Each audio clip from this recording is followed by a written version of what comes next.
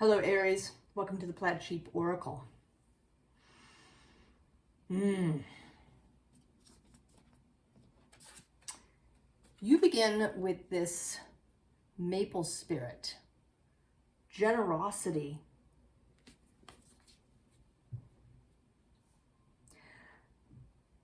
And I want to say that even more than perhaps the word generosity, the word openness.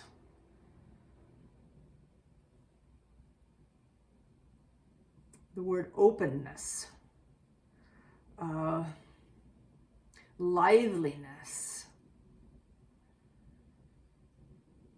passion. I wish I had a different word. We use that word a lot, the word passion. Elan, verve, vitality.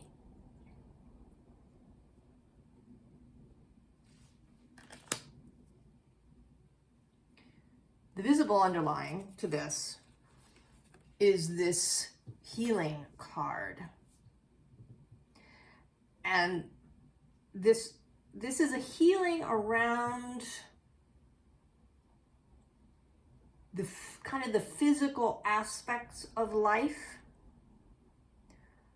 Might be around money, but more than that, around doing.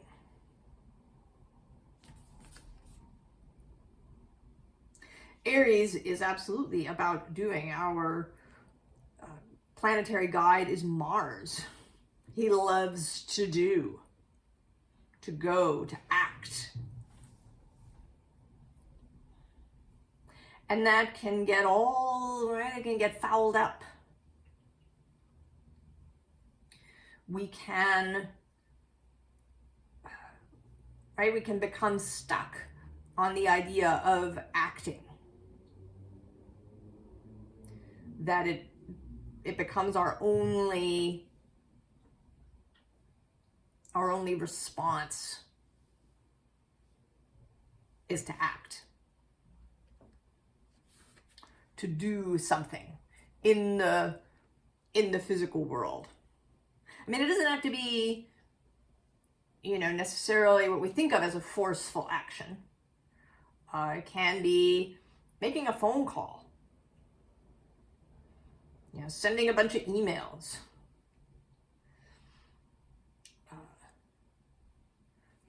poking things, micromanaging, even though that isn't, it's kind of, less of a physical action.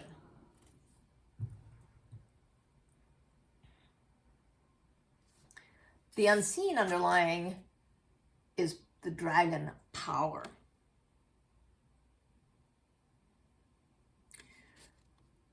The power here of the mind, and of perhaps the dreaming mind, the occult mind, the magical mind.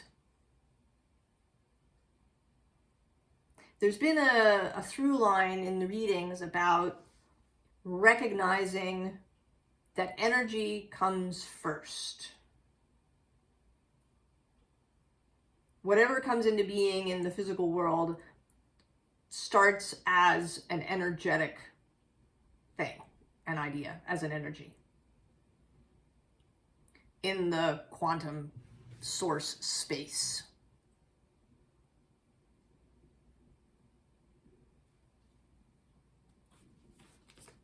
So we have Ace of Swords, Knight of Swords.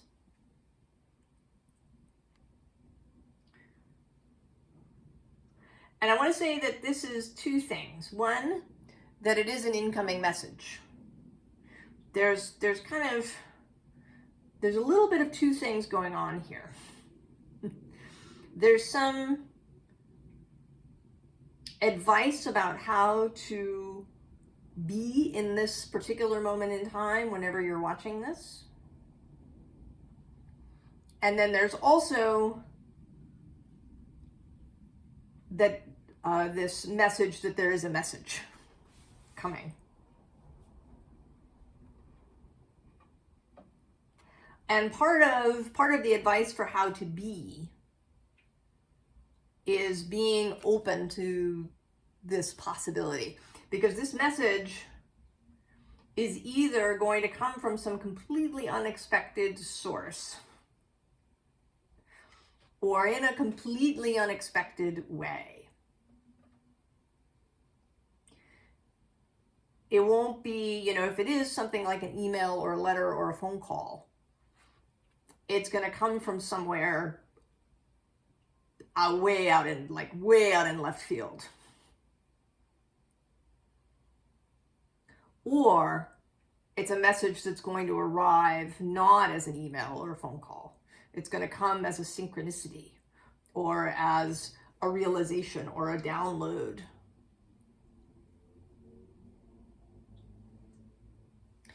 Because below that, we have this Seven of Inspiration. And I see this figure as your wider self, who has opened a door.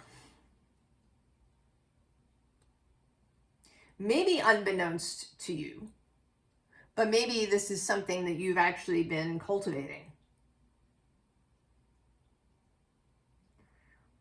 The opening of the door into occult spaces, non-physical spaces, other realities, however I think it doesn't matter what the exact nature. I think, we label these things because it helps us to wrap our minds around them.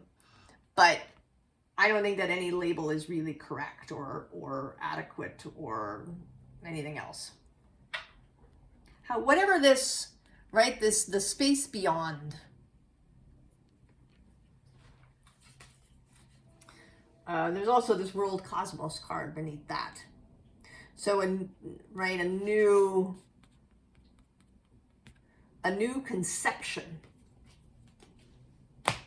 And then at the bottom is the wheel.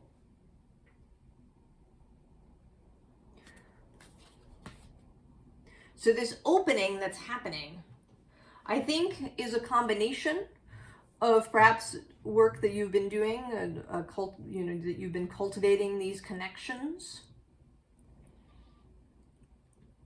and also something that's totally beyond your control.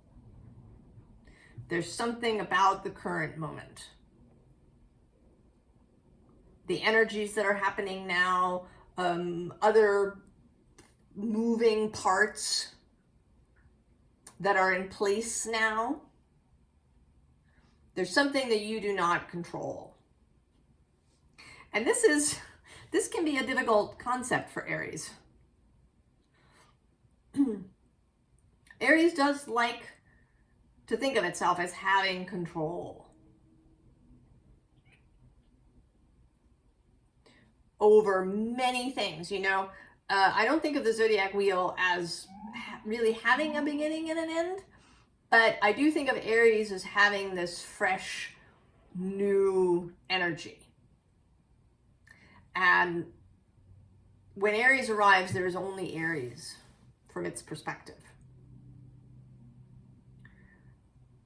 So it is a bit like a child, right? Small children often take on responsibilities for things. A very small child might think they're responsible for their parents splitting up,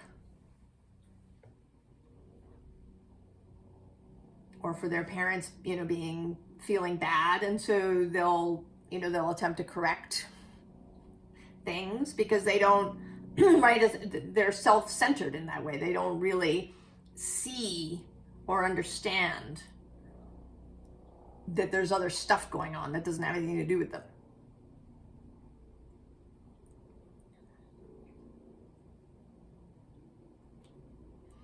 And I think that sometimes Aries can go down that hole. I must control everything.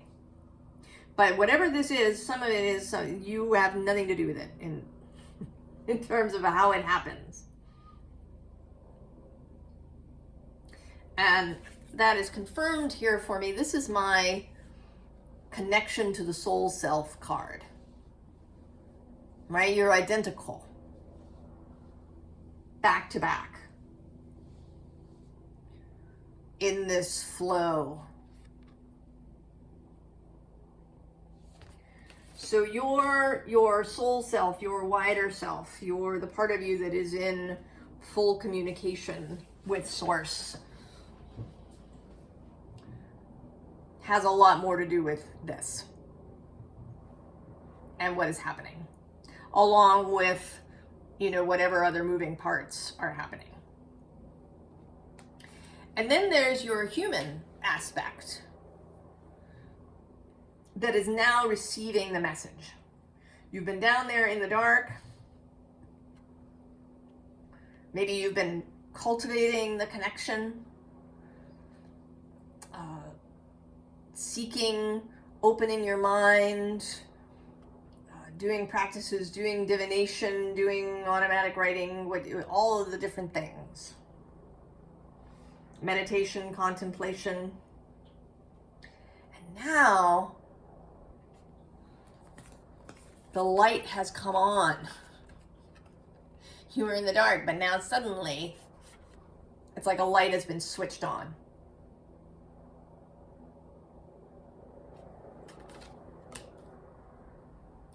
And this is, I think, again, a twofold thing.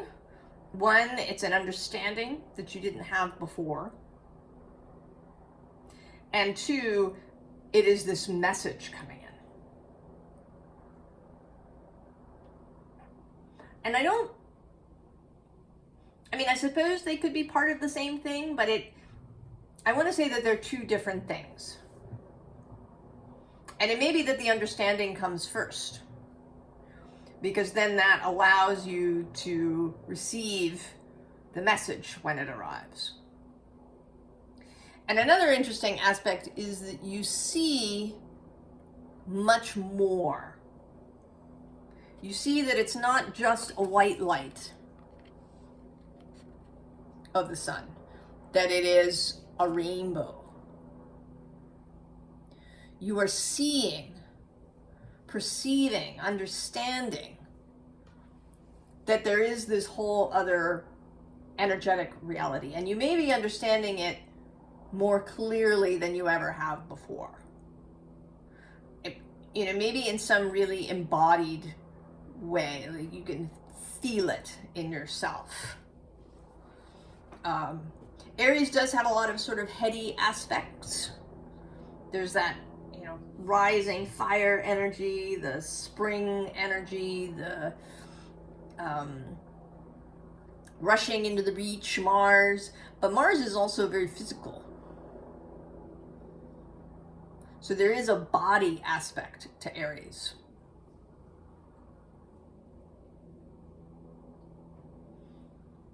This physicality of it. So you may be feeling things in your body that you haven't before. You may be really noticing when you have tension, what it is that causes your body to tense. Where does that tension happen? Maybe you've been part of this practice has been to relax, to notice when you're holding tension and to deliberately release it. And that all of these things are helping you to really grasp the idea of energy, maybe in a way that you haven't before, and how it precedes creation in the physical, how it precedes physical manifestation. So there is a birth rebirth aspect to this. I think these are things that we do know when we're in the womb and when we're born. But in that time period, we're very self-focused. We don't see other people in the same way. And then B, it gets trained out of us.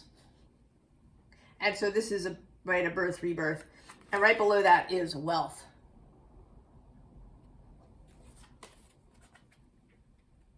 Right? This is a way of generating wealth, however you define wealth.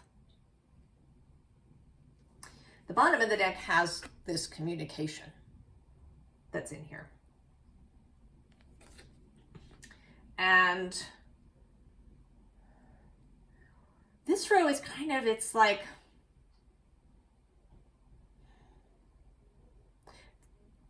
ways of moving and being. We have the raven, and this says magic, coincidence, synchronistic events.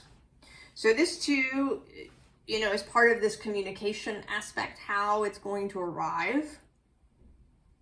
But there's also the, how ravens fly, right? That they're creatures really of the sky and the trees.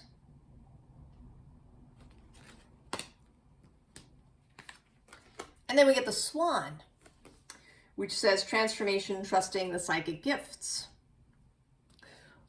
But also swans, while they can fly, spend a lot of their time, most of their time on water. They are waterfowl, water birds. But they also have a great deal of power. If you've ever pissed a swan off, you will know that they can be very aggressive and move at speed across the water.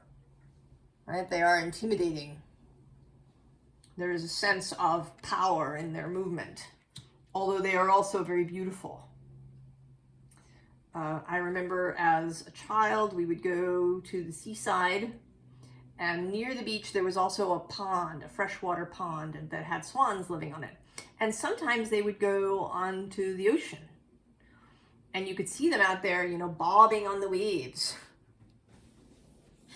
It was pretty great. So there's more of this sense of things being two things.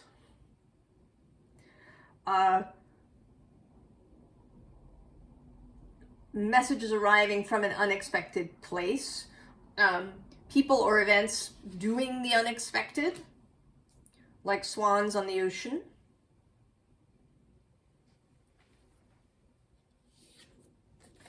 And then we have the horse. Accepting help from another, delegating authority. Challenging for Aries. So that's another way of being. And also this, right, this being of the land who moves at speed across the earth and is often a symbol of freedom and freedom of movement.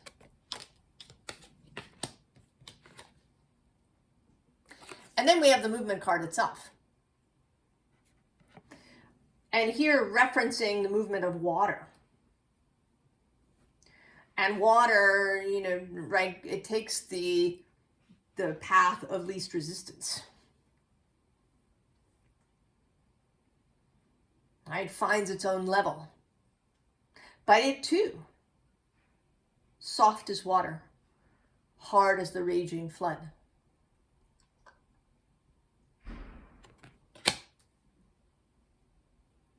The yes and, which I think can be tricky for Aries, right? Which has a real singularity about it.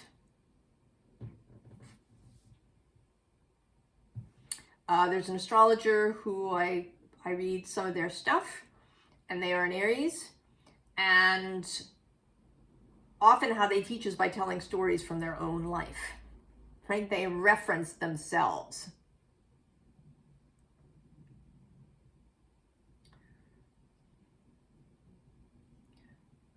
Frequently. So it is this, right, self-referencing and singular, and you are learning, Aries, to see beyond that, to see the whole rainbow, to see beyond what is right in front of you.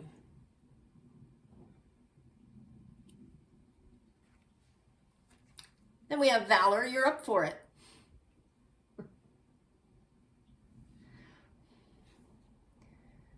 You're ready to go.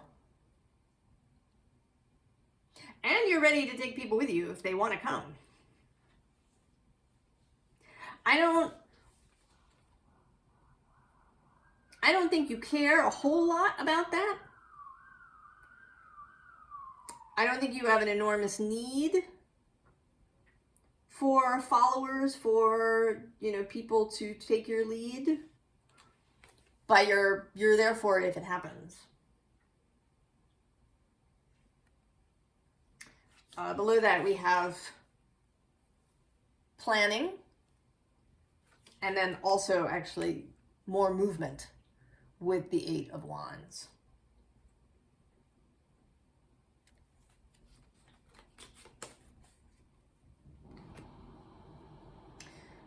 So that's another interesting thing.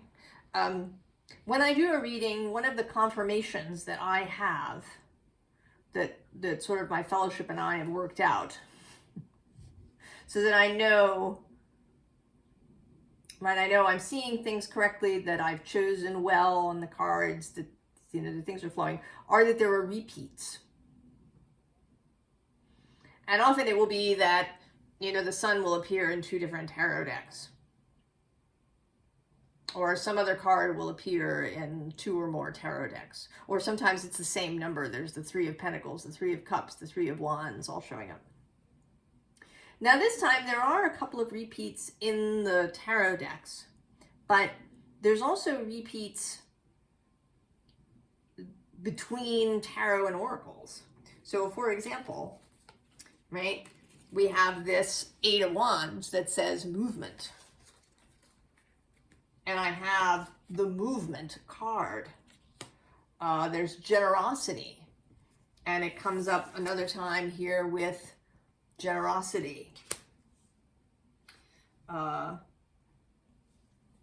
it happens again with 2 other, an oracle and a tarot card, where there's a keyword. And not all my tarot decks have keywords. So there's, right, so for me, this is confirmation, and it's coming from a direction that's unusual. Right, and I needed to see it, to be open to the idea that the repeat, that the message might not come in the expected way. The bottom of this deck is the Empress.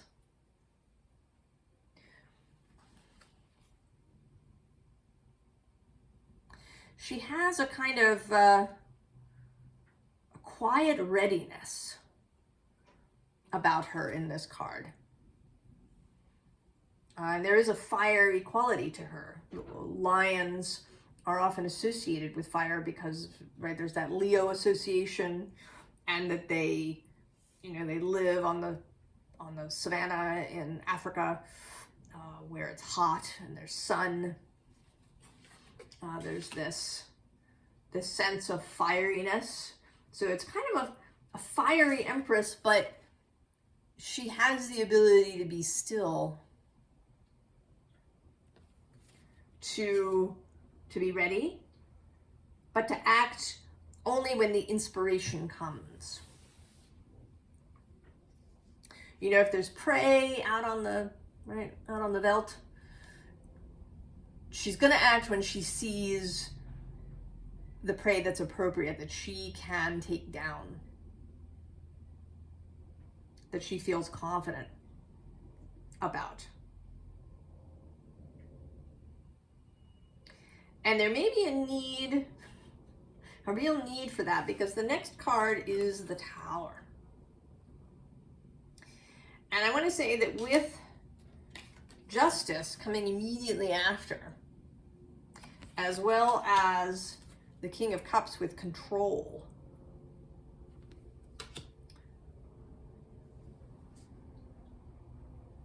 that there is a piece of advice right here. Part of the message is to be judicious about how you act. that some of this is, you know, this, right, to be the Knight of Voices, rather than perhaps the Knight of Wands or Knight of Fire. To wait for the message that's for you to go. And it might even be that you don't act at all. Because this final card is generosity, right? This gift, this arrival of resources. So what I feel here is that something is going to occur. And the advice here is to not act. To wait. To be still. To be maybe inwardly focused, but not to be both inwardly and outwardly. To pay attention to your own mental and emotional state, but also to be aware of others. There is a growing ability for you to see more than what is you, more than your own reference. Right? Because this is Libra's card. Libra's on the other side of you. Right? If Aries is I am, then Libra is we are.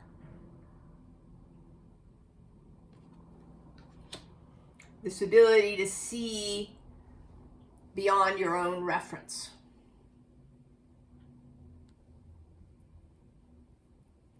And you may be doing that unbeknownst to you. You may think of yourself as a people person. But that there's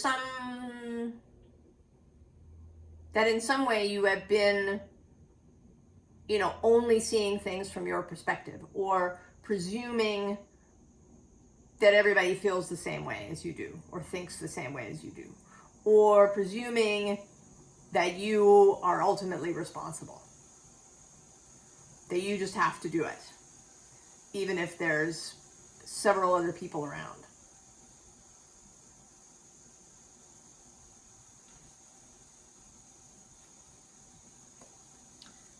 Then we have Touch the Sky. And this whole row feels like maybe what you can do while this tower is going on.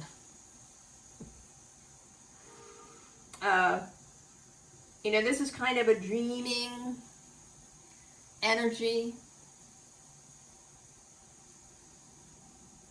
Perhaps thinking about other things. You know, doing things that are purely recreational. You know, engaging in some artwork, or, you know, anything that doesn't have, you know, purpose. Something done for its own sake and for the enjoyment. The bottom of the deck is this: my home is my castle. And this absolutely feels like a first step, right? That you, right now that you recognize this connection between the energetic realm and the real, or not the real, the physical realm, what we think of as the physical realm, right? All of that energetic realm is back here behind you. And so far, maybe all you have is this one little piece. But all of this is here. And you now know that it's there. The card next to it is this Journey card on the bottom. So you know, you understand this energetic process, this connection, and you're really putting it into practice. Right, with this Touching the Sky Dreaming card, also this Oh Sunny Day. focusing whenever possible on what you really appreciate, on beauty, on that which lights you up. Taking time to just be, sit, relax, do nothing. Then the observer. Just paying attention. And paying attention in two ways. We have the observer and we have this can you hear me? And the observer feels more sort of intellect based. You know, seeing things, maybe figuring, you know, just paying attention to, you know, messages coming in through the intellect. Maybe it's literally what you see happening around you. And then this can you hear me has this emotional aspect because she's in the water. And she's kind of coming out of this shell. And this may be, right, the unusual pathway for the message. The message that might come through feeling, through an emotional response to something, through dreams, through daydreams.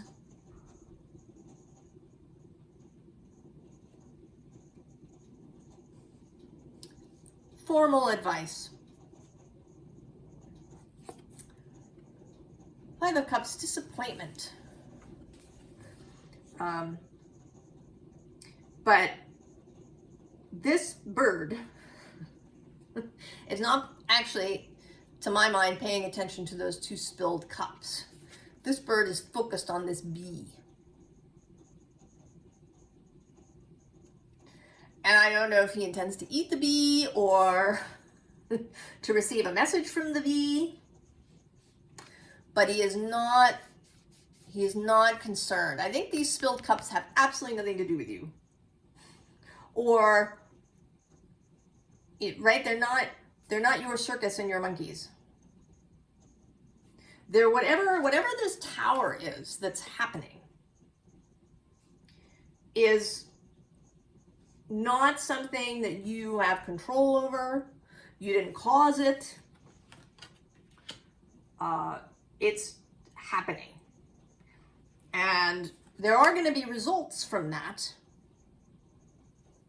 But it isn't for you to control. Right? You have other things to focus on. And below that is this Two of Swords piece.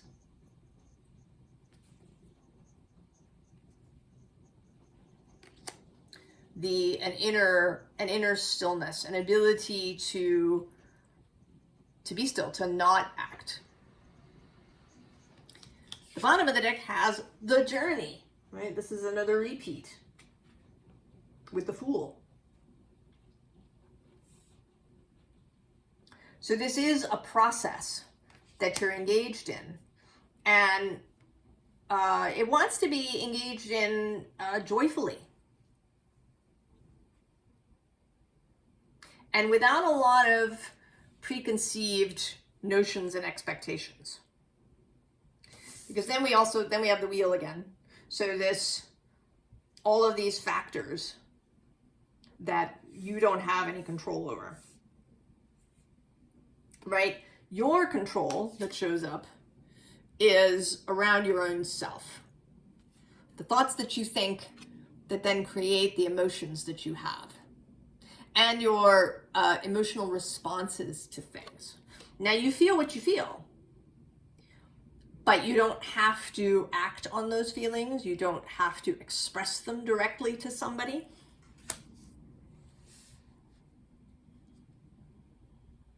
Our feelings are guides. They aren't, it isn't about whether a feeling is true or not. You may encounter something that makes you feel upset. But that may not have been its purpose. Its purpose may not have been to upset you. You're upset because that thing has connections to the past, to old stuff, to painful things, the ability to discern and to express emotions appropriately. And then we have effort. But with the Three of Pentacles, this is joint effort. And I think that this is you and your wider self. You are building something together.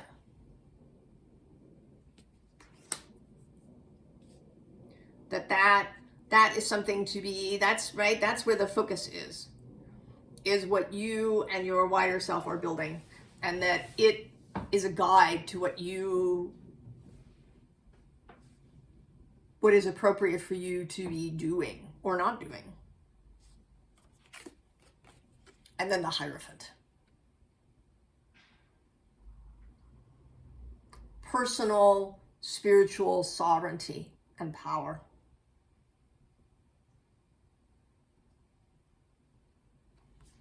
Right? Recognizing the above and the below, and then the below and the above, and how those things work together and what it means.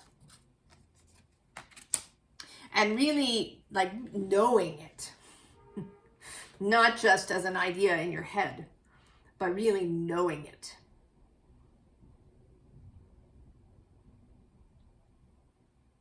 And allowing that of yourself.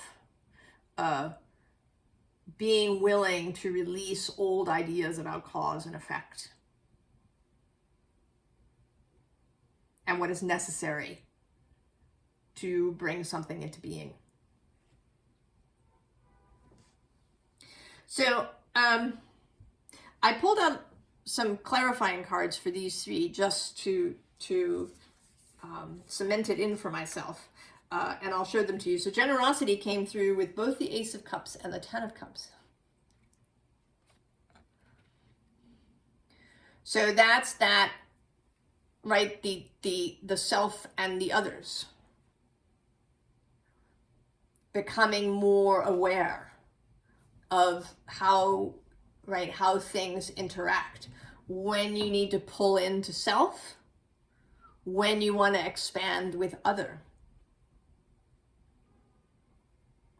How to create win-win situations where there's actually no need for compromise, but where both sides feel really good about, maybe even the elimination of the idea of a side in some way. And then the Bear Spirit came out with this Two of Pentacles, Empress. Right? There's a repeat in an unexpected place. So going from this energy of having to balance things, having to, keep a real weather eye on all of your physical stuff, having to monitor every penny that you spend, having to, make sure that every physical thing happening in your life is under your control,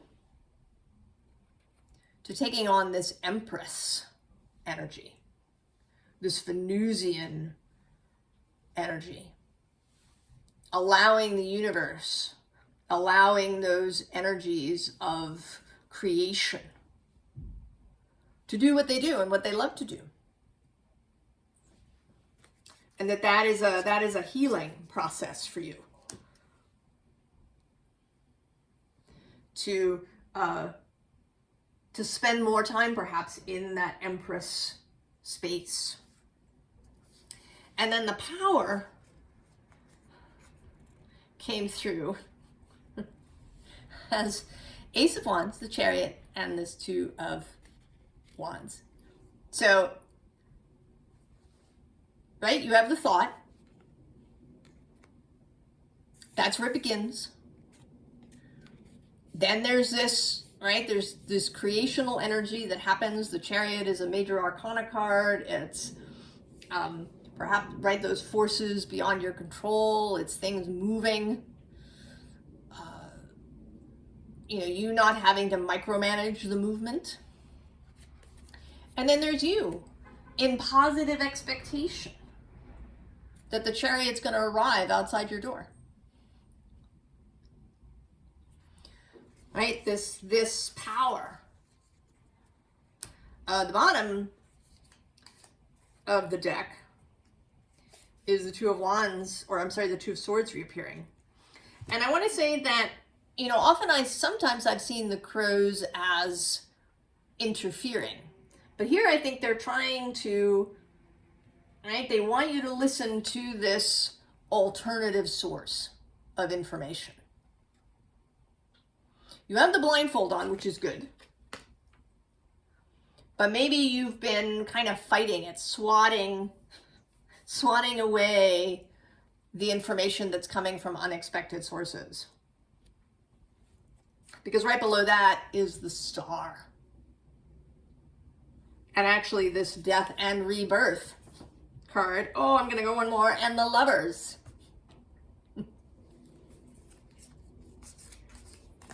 And then the very bottom of the deck, the underlying, is the Devil. And, and look at that. It's the Eight of Wands. Next to him. So there is,